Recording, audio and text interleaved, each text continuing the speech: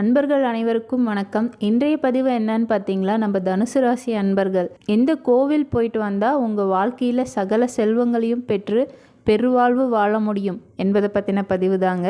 இந்த பதிவு ரொம்ப உங்களுக்கு யூஸ்ஃபுல்லாக இருக்கும். ஸோ ஸ்கிப் பண்ணாமல் பாருங்கள். அதுக்கு முன்னாடி நம்ம சேனலை சப்ஸ்கிரைப் பண்ணாமல் இருக்கீங்கன்னா கண்டிப்பாக ஒரு சப்ஸ்கிரைப் பண்ணிக்கோங்க. அப்படியே பக்கத்தில் இருக்க பெல் ஐக்கானையும் கிளிக் பண்ணிக்கோங்க. அப்போ தான் நம்ம போடுற பதிவு அடுத்தடுத்து உங்களுக்கு வருங்க. இப்போ நம்ம பதிவை பார்த்துடலாம். பொதுவாகவே பார்த்திங்கன்னா மேஷத்துலேருந்து மீனம் வரைக்கும் 12 ராசிகளுக்குமே தனித்தனி கோவில் இருக்குது. அந்தந்த ராசிக்குன்னு சொல்லிட்டு தனித்தனி கோவில்களும் இருக்குது. நம்ம அந்த கோவிலுக்கு போயிட்டு வரும்போது கண்டிப்பாக நம்ம லைஃப்பில் பெரிய அளவு மாற்றத்தை பார்க்கலாம். அதாவது நம்ம லைஃபோடைய அடுத்த கட்டத்துக்கு போகலாங்கிறது தாங்க ஐதீகம். பொதுவாகவே பார்த்திங்கன்னா ஒரு குழந்தை தாயோடைய கருவறையிலேருந்து வெளியே வந்ததுமே அது சுவாசிக்கக்கூடிய அந்த முதல் சுவாசமே அந்த குழந்தையோடைய ராசியையும் நட்சத்திரத்தையும் உருவாக்குது. ஸோ நம்ம அந்த ராசியோடைய கோவிலுக்கு போகும்போது கண்டிப்பாக நம்ம பெரிய அளவு மாற்றத்தை பார்க்கலாங்க. நிறைய பேர் பார்த்திங்களா லைஃப்பில் என்ன பண்ணாலும் எங்களால் சக்ஸஸ் பண்ணவே முடியல, நாங்களும் நிறைய ட்ரை பண்ணுறோம், நிறைய பிஸ்னஸ் பண்ணுவாங்க, எந்த ஒரு பிஸ்னஸ் பண்ணாலுமே பெரிய அளவில் முன்னேற்றம் இல்லை, ரொம்ப லைஃப்பில் பார்த்திங்களா ஏற்றம் இறக்கம்னு சொல்லிட்டு லைஃப்பில் பயங்கர ப்ராப்ளம்ஸோடையே போகுது, எதை பண்ணாலும் எங்களால் லைஃப்பில் முன்னுக்கே வர முடியல, சும்மா சிம்பிளாக ஸ்டார்ட் பண்ணுறாங்க, பெரிய அளவில் ஆயிடுறாங்க, நாங்கள் எவ்வளோ எஃபர்ட் போடுறோம், நாங்கள் நல்லா உழைக்கிறோம், நிறைய எஃபர்ட் போடுறோம், ஆனால் எது பண்ணியுமே எங்களால் லைஃப்பில் முன்னேற முடியலங்கிறவங்க கண்டிப்பாக அவங்களுடைய ராசிக்கான கோவில் போயிட்டு வரும்போது கண்டிப்பாக அது பெரிய அளவில் மாற்றத்தை கொடுக்குங்க. நம்ம தனுசு ராசியில் பார்த்திங்களா மூலம், பூராடம், உத்திராடம் 1ஆம் பாதம் இருக்குது. இந்த மாதிரி 3 நட்சத்திரங்கள் இருக்குங்க. உங்களுடைய ராசியோடைய அதிபதி யாருன்னு பார்த்தீங்களா குரு பகவான். ஸோ தனுசு ராசி அன்பர்கள் கண்டிப்பாக பார்த்திங்களா பணத்துக்கு பின்னாடி ஓடவே மாட்டீங்க. ஆனால் பொதுவாகவே பணம்ங்கிறது எல்லாத்தோடைய தேவையும் பணமாக தான் ஆயிடுச்சு. நீங்கள் பார்த்திங்களா பெரிய அளவில் பேராசெல்லாம் பட மாட்டீங்க. உங்களுக்குன்னு சொல்லிட்டு ஒரு கனவு, ஒரு லட்சியம் இருக்கும். அதாவது சமுதாயத்தில் ஒரு நல்ல பேரும் புகழோடு இருக்கணும், நம்மளை நம்பி இருக்க நம்ம ஃபேமிலியை நம்ம நல்லா பார்த்துக்கணும், நம்ம குழந்தைங்களுக்கு நம்மளுடைய லைஃப் பார்ட்னருக்கு நல்லா அவங்களுக்கு வேணுங்கிறதெல்லாம் வாங்கி கொடுக்கணும், அவங்கள சந்தோஷமாக வச்சுக்கணும், நம்ம அப்பா அம்மாவை சந்தோஷமாக வச்சுக்கணுங்கிறது உங்களுடைய ஆசைகள். பொதுவாகவே பார்த்திங்களா தனுசு ராசி அன்பர்கள் உங்களுடைய ஃபேமிலியை ரொம்பவே நேசிக்கக்கூடியவராக இருப்பீங்க. அதுவும் உங்கள் குழந்தைங்களுக்காக நீங்கள் சொல்லவே வேணாம்.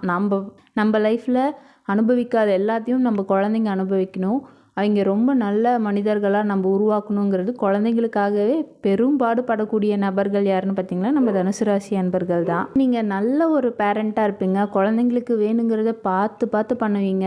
பொதுவாகவே இப்போ தனுசு ராசி அன்பர்கள் இந்த 7.5 சனிக்கு அப்புறம் ரொம்ப பயங்கர மன உளைச்சல் சிக்கல்கள்னு சொல்லிட்டு பயங்கரமாக கஷ்டப்பட்டுட்டீங்க. நிறைய பேர் இந்த தனுசு ராசியில் இருக்கீங்க, நிறைய பேர் டைவர்ஸ் கூட ஆயிருக்கு. ஸோ அந்த மாதிரி ஒரு சூழ்நிலையில் கூட நீங்கள் உங்கள் குழந்தைங்கள விட்டு கொடுக்கவே இல்லை. நம்ம கடமையை சிறப்பாக செய்யணும்னு சொல்லிட்டு குழந்தைங்களுக்கு வேணுங்கிறதெல்லாம் பார்த்து உங்களை மாதிரி குழந்தைங்கள யாராலையுமே வளர்த்த முடியாதுங்க. கொஞ்சம் ஸ்ட்ரிக்டாகவும் இருப்பீங்க, ஆனால் அவங்களுடைய ஆசைகள் எல்லாம் புரிஞ்சுட்டு அது எவ்வளோ வேணாலும் இருக்கட்டும் உங்களுடைய தகுதிக்கு மீறி அவங்களுக்கு பண்ணுவீங்க. நல்ல படிப்பு கொடுப்பீங்க, நல்ல ஒரு திறமைசாலியாக வளர்த்துறதுக்கு என்னெல்லாம் வேணுமோ அது எல்லாமே செஞ்சு கொடுப்பீங்க. நிறைய தனுசு ராசிக்காரர்கள் பார்த்தீங்களா உண்மையாலேயுமே ரொம்ப மனிதநேயம் உள்ள நபராகவே இருப்பீங்க. ரொம்ப யாருக்குனாலும் ஹெல்ப் பண்ணுவீங்க. நிறைய உறவினர்கள் ஆகட்டும் இல்லை உங்கள் ஃப்ரெண்ட்ஸ் ஆகட்டும், யாருக்கு ஒரு பிரச்சனைனாலும் ஓடி போய் முன்னாடி நிற்பீங்க, எல்லாருக்குமே ஹெல்ப் பண்ணுவீங்க. எந்த ஒரு விஷயமா இருந்தாலும் ஒரு 10 பேர் இருக்காங்க எங்களுக்கு இன்றைக்கி சாப்பாடு வாங்கி கொடுக்கணுன்னா கூட ஃபஸ்ட்டு பேக்கெட்லேருந்து பணம் எடுக்கிறது யாருன்னு பார்த்தா நம்ம தனுசு ராசி அன்பர்களாக தான் இருப்பாங்க. ஸோ உங்களுக்குன்னு சொல்லிட்டு தனி சேவிங்ஸ் எதுவுமே வச்சுக்க மாட்டீங்க. உங்களை சுற்றி இருக்க எல்லாத்தையும் சந்தோஷமாக பார்த்துக்கக்கூடிய நபராக தான் இருப்பீங்க. ஸோ இவ்வளோ நல்ல மனிதருக்கு ஏன் வாழ்க்கையில் எது பண்ணாலும் முன்னேற்றமே இல்லை, ஏன் இவ்வளோ கஷ்டங்கள் துயரங்கள்னு சொல்லிட்டு பார்த்திங்கன்னா உங்களுடைய ராசியை நீங்கள் நல்லா ஆக்டிவேட் பண்ணாது தான் காரணம். ஸோ நீங்கள் உங்கள் ராசிநாதனை போய் நல்லா ஆக்டிவேட் பண்ணிங்கன்னா நீங்கள் அடுத்த கட்டத்துக்கு போகலாம். கண்டிப்பாக இது கோவில் போயிட்டு வரும்போது உங்கள் லைஃப்பில் பெரிய அளவில் முன்னேற்றத்தை பார்க்கலாம். நீங்களே நினச்ச பார்க்க முடியாத அளவு முன்னேற்றம் உங்களுக்கு உருவாகும். நான் சொல்கிற நாட்களில் போயிட்டு வாங்க, கண்டிப்பாக உங்கள் லைஃப் இதுக்கப்புறம் நல்ல ஒரு முன்னேற்றமான பாதைக்கு போகுங்க. உங்களுடைய ராசிக்கான கோவில் என்னன்னு பார்த்தீங்களா மயிலாடுதுறையில் இருக்கக்கூடிய மயூரநாதர் சுவாமி தாங்க.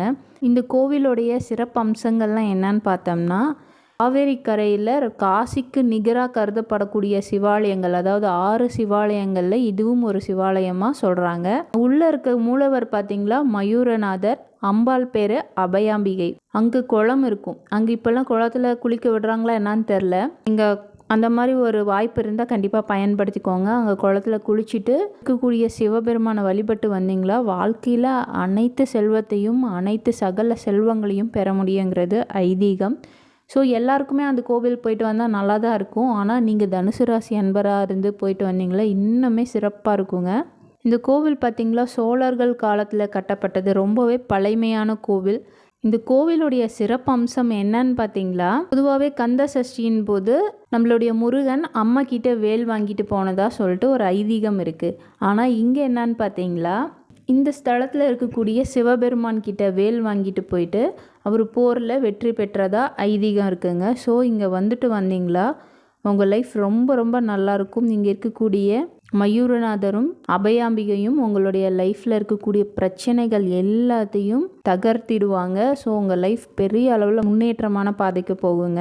இந்த கோவிலில் பார்த்திங்களா சிவபெருமான் மயில் வடிவத்தில் வந்து அருள் பாவிச்சதுனால இது மயூரநாதன் கோவில்னு சொல்கிறாங்க. இங்கே நடனம் பயில்பவர்கள்லாம் இருக்கீங்க இல்லையா, பரதநாட்டியம் நாட்டியத்தில் இன்ட்ரெஸ்ட் இருக்கவங்களாம் நீங்கள் இந்த கோவில் போயிட்டு வர்றது உங்களுக்கு ரொம்ப ரொம்ப நல்லதாக இருக்குங்க. பிரதோஷ நாட்களில் போகிறது ரொம்ப ரொம்ப சிறப்பாக இருக்கும். வியாழன் கிழமையிலையும் பிரதோஷ நாட்கள்லையும் போயிட்டு வாங்க, ரொம்பவே சிறப்பாக இருக்கும். நீங்கள் அங்கே போயிட்டு குளிச்சுட்டு உங்கள் குடும்பத்தோடு போங்க. அங்கே போய் குளிச்சுட்டு சுவாமிக்கு அர்ச்சனை வச்சுட்டு வாங்க, குடும்பத்தோடைய பேரில் அர்ச்சனை வச்சுட்டு வாங்க. அங்கே போனதும் நீங்கள் உடனே வீட்டுக்கு வராமல் அங்கே ஒரு அரை மணி நேரம் உட்காருங்க. அரை மணி நேரம் உட்காந்து உங்களுடைய பிரச்சனைகள் எல்லாம் உங்கள் அப்பா கிட்ட சொல்லுங்கள். அப்பா அம்மா கிட்ட சொன்னாவே இப்போது நம்ம பிறந்திருக்கோம், நம்ம கூட இருக்க அப்பா அம்மா, ஆனால் அவங்க பார்த்திங்களா நம்மளுடைய ஆன்மாவுக்கு அப்பா அம்மா. ஸோ நீங்கள் அவங்கக்கிட்ட நீங்கள் சொல்லும் போது தான் உங்களுடைய கர்ம வினைகள் எல்லாமே கரையும். இப்போ நாம் செஞ்ச கர்ம வினைக்கு தகுந்த மாதிரி வாழ்க்கை தான் வாழ்ந்துட்டுருக்கோம். அதாவது இப்போ செஞ்ச கர்ம வினைக்கு தகுந்த வாழ்க்கையே வாழலை, முன் ஜென்மத்தில் செஞ்ச கர்ம வினைக்கு தகுந்த வாழ்க்கையை தான் வாழ்கிறோம். ஸோ நம்ம ஆன்மாவோடைய அப்பா அம்மாவான அந்த சிவன் பார்வதியை நம்ம கும்பிட்டு அவங்கக்கிட்ட நம்மளுடைய பிரச்சனைகள் எல்லாம் சொல்லி அழுங்க, மனமுருகி அழுந்துட்டு என்னுடைய வாழ்க்கையில் இவ்வளோ பிரச்சனைகள் இருக்குது, நான் வந்து எப்போ செஞ்ச பாவமோ தெரியல, இந்த லைஃப் என்னை ரொம்ப ரொம்ப வந்து கஷ்டமாக இருக்குது, என்னால் வாழவே முடியல, நீங்கள் சப்போர்ட் பண்ணால் மட்டும்தான் என்னால் முடியும்னு சொல்லிட்டு மனமுருகி வேண்டுங்க. உங்களுடைய பிரச்சனைகள் எதுவாக இருந்தாலும் அப்பா அம்மா கிட்ட சொல்லிட்டு வாங்க. நீங்கள் அதுலேருந்து வெளியே வர்றதுக்கு கண்டிப்பாக இங்கே சப்போர்ட் பண்ணுவாங்க. ஸோ நம்மளுடைய பிரச்சனைகளை நாம் தீர்க்க முடியுமோ இல்லையோ, ஆனால் நம்மளுடைய அப்பா அம்மா கண்டிப்பாக தீர்த்து வச்சிடுவாங்க. ஸோ நீங்கள் அவங்கக்கிட்ட உங்களுடைய வேண்டுதல் எல்லாமே சொல்லிட்டு வாங்க. கண்டிப்பாக அவங்க உங்களோட லைஃப்பில் மிகப்பெரிய மாற்றத்தை கொடுப்பாங்க. போயிட்டு அரை மணி நேரம் தியானம் பண்ணி மனமுருக வேண்டிட்டு உங்கள் ஃபேமிலியோடு போயிட்டு எல்லாருமே சேர்ந்து கும்பிட்டு வாங்க. உங்களுடைய லைஃப்பில் இருக்கக்கூடிய பிரச்சனைகள் எல்லாமே தவிடுபொடி ஆயிரும், நல்லா சிறப்பாக இருக்குங்க. இந்த பதிவு கேட்கும் போதே உங்களுடைய கர்ம வினைகள் தீருதுன்னு நினச்சிக்கோங்க. ஏன்னா நீங்கள் கண்டிப்பாக போயிட்டு வருவீங்கன்னு நம்பிக்கை இருக்குது. ஸோ நீங்கள் போயிட்டு வாங்க, நல்லாயிருக்கும். இன்னும் தனுசு ராசி அன்பர்கள் பார்த்திங்களா அவ்வளோ கஷ்டத்தில் இருக்கீங்க. தனுசு ராசிக்கு பதிவுகள் போடும் போதெல்லாம் ஒவ்வொருத்தருமே பார்த்திங்களா அவ்வளோ கமெண்ட்ஸ், எனக்கு அப்படி இருக்குது, லைஃப் இப்படி இருக்குது, அப்படி இருக்குன்னு சொல்லிட்டு நிறைய கமெண்ட்ஸ் வருது. நிறைய பேர் நம்மக்கிட்ட வரவங்க நிறைய பேர் சொல்கிறாங்க என்னுடைய லைஃப்பில் சந்தோஷம் இல்லை, நிம்மதி இல்லை, ஏன்டா வாழ்கிறான்னு இருக்குன்னு சொல்லிட்டு அவ்வளோ கஷ்டத்தோடு சொல்கிறீங்க. அதெல்லாம் கேட்கும் போதே ரொம்பவே கஷ்டமாக இருக்குது. நிறைய பேர் அதுவும் இந்த 7.5 சனியில் பார்த்திங்களா நிறைய பேர்த்துடைய ஃபேமிலி பிரிஞ்சிருச்சு. அது கண்கூடாக பார்க்குறோம். நிறைய பேர்த்துடைய ஃபேமிலி பிரிஞ்சு ரொம்ப அவமானம், கஷ்டங்கள்.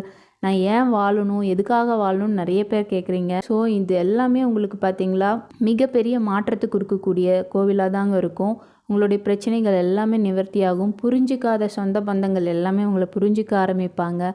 உங்களுடைய பிஸ்னஸ் பெரிய அளவில் டெவலப் ஆகும்.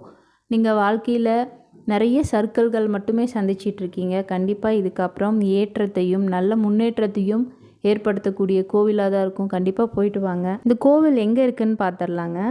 மயிலாடுதுறை மாவட்டம் இருக்கு இல்லைங்களா, அதோடைய தலைநகரம் மயிலாடுதுறை நகர்னு இருக்குங்க. அதில் இருக்கக்கூடிய மைய பகுதியில் இந்த கோயில் அமைஞ்சிருக்கு. இந்த கோவிலுக்கு நிறையா இடங்களில் பார்த்திங்களா நீங்கள் ட்ரெயின் மூலியமாக போகிறதுக்கு ஸ்பெசிலிட்டிஸ் இருக்குது. கண்டிப்பாக நீங்கள் ட்ரெயின் மூலியமாக போகலாம்.